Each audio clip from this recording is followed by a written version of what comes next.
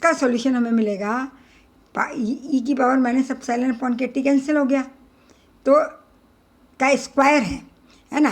So we get epsilon divided by E epsilon upon के T -1.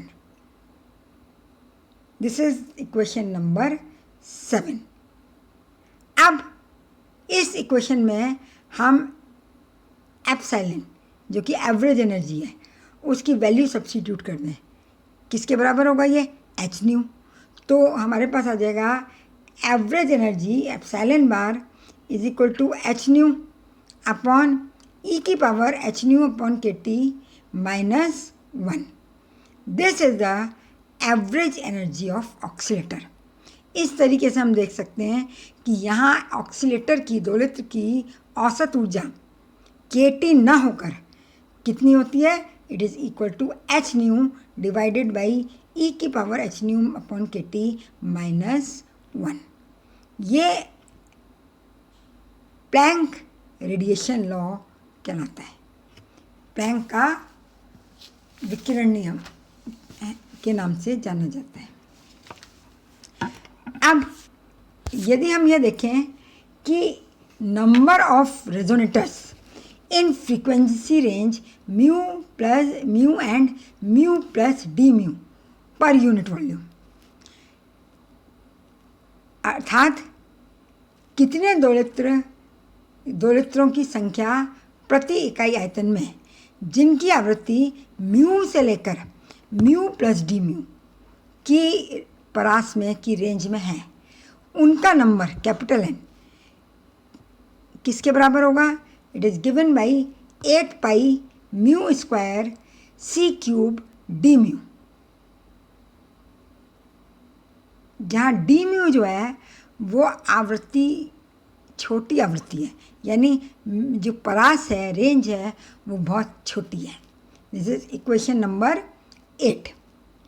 The energy density in the range d mu can be obtained by multiplying average energy of the oscillator to the number of resonators present in unit volume in frequency range mu and mu plus d mu.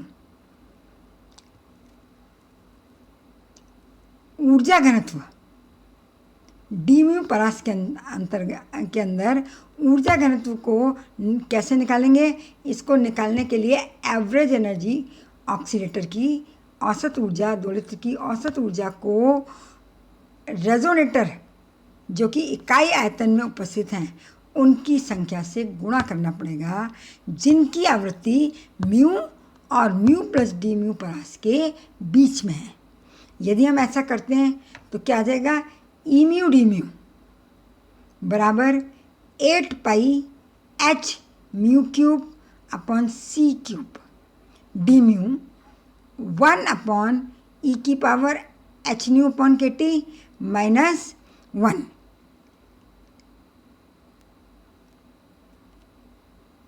अब इसको अगर हम rearrange करना चाहें तो 8 पाई H mu cube upon सी cube into 1 upon E की power H nu upon के T minus 1 D mu.